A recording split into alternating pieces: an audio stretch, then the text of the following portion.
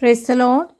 സംഖ്യാപുസ്തകം 5-ാം അധ്യായം 1 മുതൽ 31 വരെയുള്ള തിരുവചനങ്ങൾ.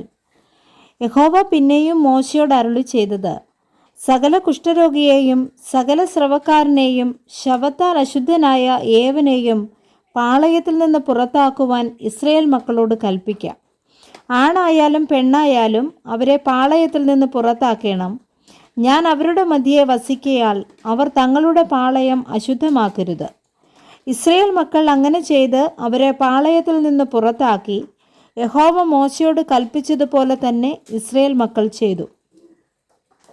യഹോവ പിന്നെയും മോശയോട് അരുളി ചെയ്തത്, നീ ഇസ്രായേൽ മക്കളോട് പറക, ഒരു പുരുഷനോ സ്ത്രീയോ യഹോവയോട് ദ്രോഹിച്ച് മനുഷ്യരുടെ ഇടയിൽ നടപ്പുള്ള വല്ല പാപവും ചെയ്തിട്ട് കുറ്റക്കാരായാൽ ചെയ്ത പാപം അവർ ഏറ്റുപറയുകയും തങ്ങളുടെ അകൃത്യത്തിന് പ്രതിശാന്തിയായി മുതലും അതിൻ്റെ 5-1 കൂട്ടി തങ്ങൾ അകൃത്യം ചെയ്തവന് പകരം കൊടുക്കണം. എന്നാൽ അകൃത്യത്തിന് പ്രതിശാന്തി വാങ്ങുവാൻ അവന് ചാർച്ചക്കാരനില്ലെങ്കിൽ അകൃത്യത്തിനുള്ള പ്രതിശാന്തി യഹോവയ്ക്ക് കൊടുക്കുന്നത് പുരോഹിതനിരിക്കണം. അതുകൂടാതെ അവനു വേണ്ടി പ്രായശ്ചിത്തം കഴിപ്പാനുള്ള പ്രായശ്ചിത്തത്തിൻ്റെ ആട്ടുകൊറ്റനെയും അർപ്പിക്കണം.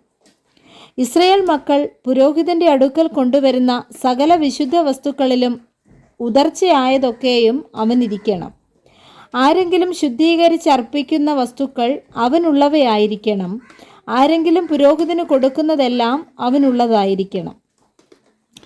യഹോവ പിന്നെയും മോശയോട് അരുളി ചെയ്തത്, നീ ഇസ്രായേൽ മക്കളോട് പറയേണ്ടത് എന്തെന്നാൽ, വല്ല പുരുഷൻ്റെയും ഭാര്യ പിഴച്ച് അവനോട് ദ്രോഹിച്ച് ഒരുത്തൻ അവളോട് കൂടെ ശയിക്കുകയും അത് അവളുടെ ഭർത്താവിന് വെളിപ്പെടാതെ മറവായിരിക്കുകയും അവൾ അശുദ്ധയാകുകയും അവൾക്ക് വിരോധമായി സാക്ഷിയില്ലാതിരിക്കുകയും അവൾ ക്രിയയിൽ പിടിപെടാതിരിക്കുകയും ശങ്കാവിഷം അവനെ ബാധിച്ച് അവൻ ഭാര്യയെ സംശയിക്കുകയും അവൾ അശുദ്ധയായിരിക്കുകയും ചെയ്താൽ, അല്ലെങ്കിൽ ശങ്കാവിഷം അവനെ ബാധിച്ച് അവൻ ഭാര്യയെ സംശയിക്കുകയും അവൾ അശുദ്ധയല്ലാതിരിക്കുകയും ചെയ്താൽ, ആ പുരുഷൻ ഭാര്യയെ പുരോഹിതൻ്റെ അടുക്കൽ കൊണ്ടുചെല്ലണം. അവൾക്ക് വേണ്ടി വഴിപാടായിട്ട് ഒരിടങ്ങഴി യവപ്പൊടിയും കൊണ്ടുചെല്ലണം. അതിന്മേൽ എണ്ണയൊഴിക്കരുത്, കുന്തിരിക്കമിടുകയും അരുത്. അത് സംശയത്തിൻ്റെ ഭോജനയാഗമല്ലോ, അപരാധ ജ്ഞാപകമായ ഭോജനയാഗം തന്നെ. പുരോഹിതൻ അവളെ അടുക്കൽ വരുത്തി യഹോവയുടെ സന്നിധിയിൽ നിർത്തേണം. പുരോഹിതൻ ഒരു മൺപാത്രത്തിൽ വിശുദ്ധ ജലം എടുക്കണം.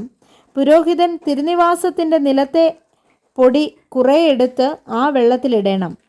പുരോഹിതൻ സ്ത്രീയെ യഹോവയുടെ സന്നിധിയിൽ നിർത്തി അവളുടെ തലമുടി അഴിച്ച് അപരാധ ജ്ഞാപകത്തിൻ്റെ ഭോജനയാഗം അവളുടെ കയ്യിൽ വയ്ക്കണം.